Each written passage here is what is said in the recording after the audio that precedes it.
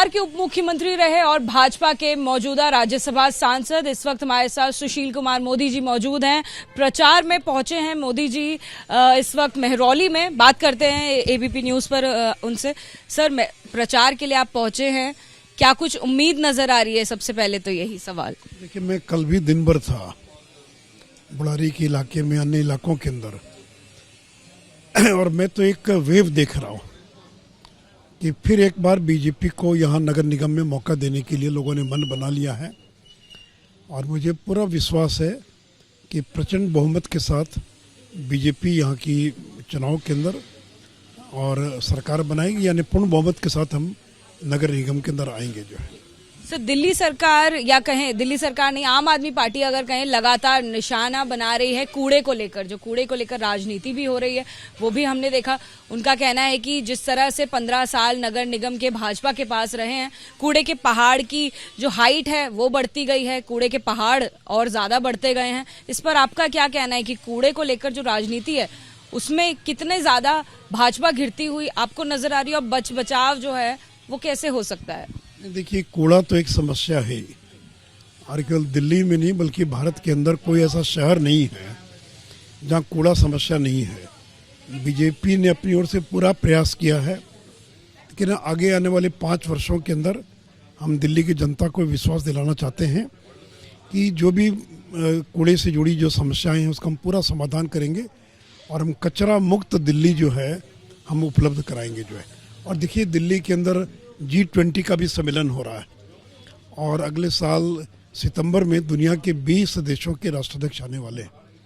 तो हमारा टारगेट उसके पहले एक क्लीन दिल्ली, एक स्वच्छ दिल्ली, कचरा मुक्त दिल्ली हम लोगों को उपलब्ध कराएंगे। सर, एक सेंटिमेंट दिल्ली में प्रचार के दौरान आम आदमी पार्टी का ये भी नजर आ रहा है, एक जो नैरेटिव है ये भी सामने आ रहा है कि इसलिए सफाई नहीं हो पाती है क्योंकि डबल इंजन नहीं है, हमारे पास नगर निगम नहीं है, इसलिए हम लोग दिल्ली में सफाई नहीं कर पाते हैं, या दिल्ली को उस हिसाब से नहीं चला पाते हैं जैसा कि हम चलाना चाहते हैं। तो वो सेंटिमेंट जो है वो लोगों के बीच में लगता है आपको कि ज्यादा असरदार होगा? देखिए, कोई असर नहीं होगा, क्योंकि 15 साल से तो हम हैं यहाँ पर, और उनकी भी सरकार को कितने 8-9 साल तो से ज़्यादा ही हो गया। तो देखिए, लोगों को ये मालूम है कि दिल्ली में अगर नगर निगम को और बेहतर काम करना है, तो ये जो अरविंद केजरीवाल की सरकार फंड रोकने का काम करती थी कि बीजेपी बदनाम हो जाए, इसलिए नगर निगम को फंड देने से रोका जाए, तो केंद्र की सरकार इस बार सुनिश्चित करेगी कि फंड की कोई दिक्कत नहीं हो। और अगर आम आदमी पार्टी की सरकार अगर बाधा भी पैदा करेगी तो भी हम नगर निगम को फंड से महरूम नहीं होने देंगे।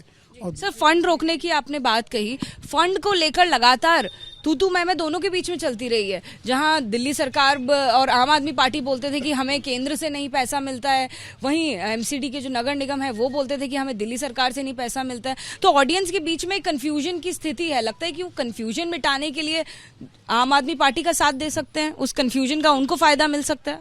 कोई कंफ्यूजन नहीं है। लोगों को ये मालूम है कि नरेंद्र मोदी की सरकार बिना भेदभाव के सभी राज्यों को मदद करती है, जब सीपीएम शासित राज्य हो। अब पॉलिटिक्स के लिए बात अलग है कि लोग बयान दे देते हैं, मैं ही बिहार से आ रहा हूँ, कल तक थे तो कोई दिक्कत नहीं थी, अब कहते हैं कि भेदभाव कर रही है केंद्र की सरकार। तो केंद्र एक फार्मूले के तहत पैसा देती है, वो चाह कर भी कोई भेदभाव नहीं कर सकती है कि किसी राज्य को ज़्यादा दे दिया, किसी को कम दे दिया, ये कोई केंद्र की सरकार कर ही नहीं सकती है। लेकिन आम आदमी पार्टी जो है उसको लगता है कि दिल्ली नगर निगम में बीजेपी कैसे है, हम इतने प्रचंड बहुमत से विधानसभा में हैं, तो बीजेपी को बदनाम कैसे किया जाए, और इसके लिए वो तरह तरह के हथकंडे अपनाते हैं, और उसी क्रम में उन्होंने फंड्स को रोकने का काम किया है। आखिरी सवाल सर, ये भी एक सवाल उठता है कि अगर भाजपा इतना अच्छा लीड कर रही है, इतना अच्छा अगर चुनाव में कॉन्फिडेंट अगर नजर आ रही है, आत्मविश्वास इतना है, तो फिर बड़े चेहरों की, इतने ज्यादा स्टार कैंपेनर्स की एक दिन में 14 रैलीज, जिसमें मुख्यमंत्री भी शामिल हैं, आप पूर्व उप मुख्यमंत्री हैं बिहार से, आप भी शामिल हैं, इतने बड़े चेहरों का नगर निगम में, दिल्ली में क्या औचित्य है? देखिए, भारतीय जनता पार्टी हर चुनाव को चुनौती के रूप में लेती है। आपने देखा कि हैदराबाद नगर निगम का चुनाव हुआ, पार्टी के राष्ट्रीय सारे लोग उसमें शामिल हुए थे। तो बीजेपी छोटा चुनाव या बड़ा चुनाव, हर चुनाव को एक चुनौती के रूप में लेती है और हम चाहते हैं कि दिल्ली नगर निगम में और बेहतर हमको संख्या में लोग हमारी जीत कराएं। पॉलिटिकल पार्टी है, कोई भी नेता कहीं जा सकता चुनाव प्रचार करिए। कहाँ लिखा हुआ है कि नगर निगम के चुनाव में मुख्यमंत्री नहीं आएंगे या दूसरे राज्यों के लोग नहीं आएंगे? भाई दिल्ली में 30% पूर्वांचल के लोग हैं, या उत्तराखंड के, उड़ीसा के, बिहार के, यूपी के लोग हैं। तो अगर उन राज्यों के मुख्यमंत्री या बीजेपी के नेता आकर अपने राज्य के लोगों को बताते हैं कि देखिए यूपी में क्या काम हुआ, बिहार में क्या काम हुआ, तो और एक उनसे एक जुड़ाव महसूस करते हैं। तो इसलिए एक ऑल इंडिया पार्टी है। अभी गुजरात में चुनाव तो पूरी पार्टी वहाँ लग गई।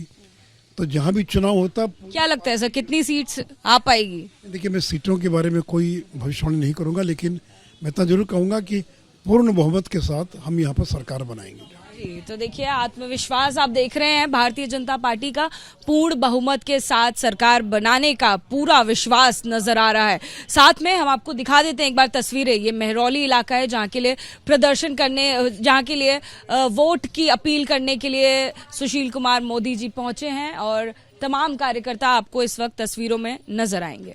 कैमरा पर्सन अजीत चाको के साथ अजातिका सिंह, एबीपी न्यूज, दिल्ली।